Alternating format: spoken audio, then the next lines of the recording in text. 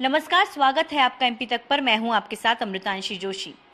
मध्य प्रदेश विधानसभा का मॉनसून सत्र जारी है और इस सत्र में लगातार हंगामा भी देखने को मिल रहा है। पहले दिन जहां पर विपक्षी दल कांग्रेस गिरगिट के खिलौने लेकर पहुंची, उन्होंने आरोप लगाया कि सरकार गिरगिट की तरह रंग बदल रही है।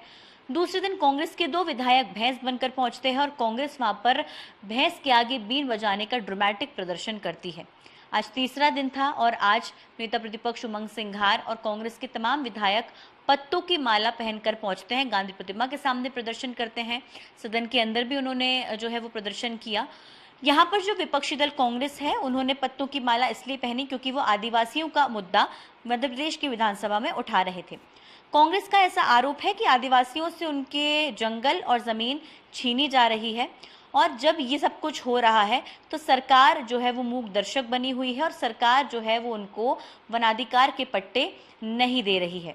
एक महत्वपूर्ण बात यह भी है कि कांग्रेस का आरोप है कि सरकार लगातार आदिवासियों के साथ धोखा कर रही है। आदिवासियों को जो है वो जो पेसा कानून उनके लिए तैयार किया गया था, उसके मुताबिक यहाँ पर कांग्रेस का आरोप है कि जो आदिवासी हैं उनको लाभ नहीं मिल रहा है पेसा कानून का और लगातार उनके साथ छलावा हो रहा है। ये तो हुई कांग्रेस के प्रदर्शन की और आरोपों की बात। अब क्योंकि सदन में अनुपूरक बजट पेश हुआ है, अनुपूरक बजट पेश होने के बाद जो बजट पर चर्चा हो रही है वो सदन में जारी है।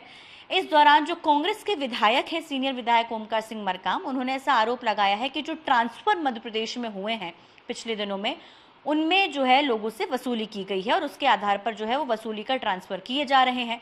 दूसरा, जो एक पहली बात कही गई थी कि विजन डॉक्यूमेंट सभी विधायक अपने जिलों का बनाएं, अपने विधानसभा क्षेत्र का बनाएं, उसके लिए सरकार उनको बजट देगी। अब ये माना जा रहा है कि 15 करोड़ सरकार ने इसका बजट निर्धारित किया है।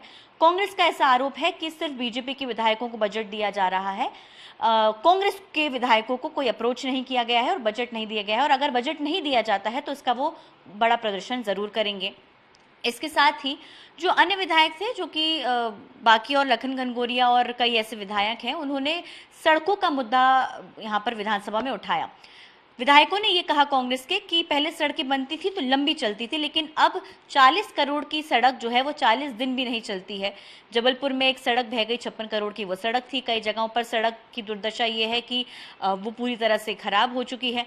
तो देखिए, चाहे हम आदिवासियों की बात करें, हम सड़कों की बात करें या फिर आदिवासियों के अधिकारों की बात करें, या फिर इसके अलावा अगर हम विधायकों का जो बजट अपने विधानसभा क्षेत्र में विकसित करने के लिए मिल रहा है, इन सब मुद्दों पर आज विधानसभा में जमकर हंगामा हुआ है।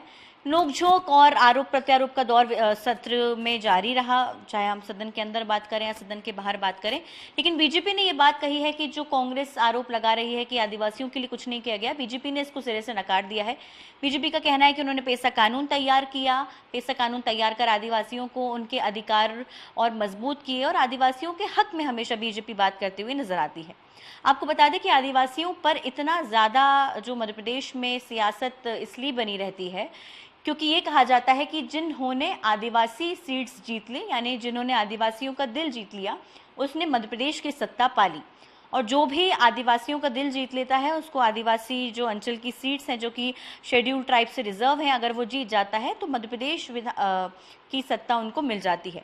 शायद यही वजह है कि सिर्फ चुनाव के आसपास नहीं बल्कि आदिवासियों के जो मुद्दे हैं वो हमेशा एक हम कह सकते हैं कि गर्म सियासी दौर में चल रहे होते हैं। और शायद यही वजह रही है कि बीजेपी और कांग्रेस दोनों ही एक दूसरे पर आरोप प्रत्यारोप आदिवासियों को लेकर कर रही है।